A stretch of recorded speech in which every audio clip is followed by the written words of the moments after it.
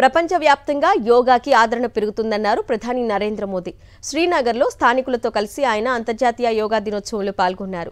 ప్రపంచంలో యోగా చేసే వారి సంఖ్య రోజురోజుకు పెరుగుతుందని స్పష్టం చేశారు.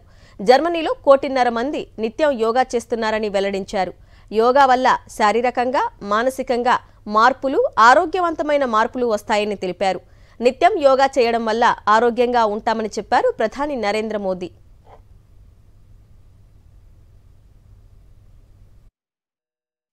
आज पूरी दुनिया में योग करने वालों की संख्या निरंतर बढ़ रही है। योग के प्रति आकर्षण भी बढ़ रहा है।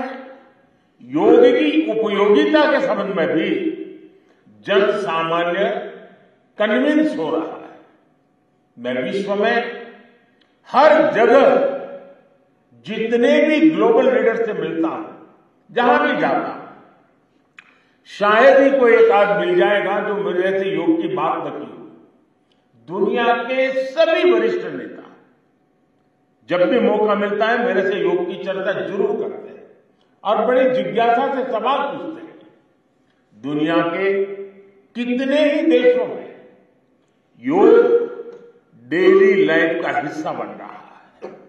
मुझे याद है मैंने 2015 में तुर्कमेनिस्तान में योग सेंटर का उद्घाटन किया था। आज वहां योग बेहद पॉपुलर हो चुका है।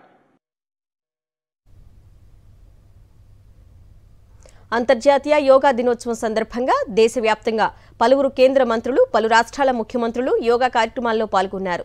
ప్రజలతో కలిసి యోగా సాధన చేశారు. అటు నేవీ, ఆర్మీ జవాన్లు సైతం యోగా డేలో పాల్గొన్నారు. ఐఎన్ఎస్ విక్రమాదిత్యపై నేవీ సిబ్బంది యోగాసనాలు వేశారు.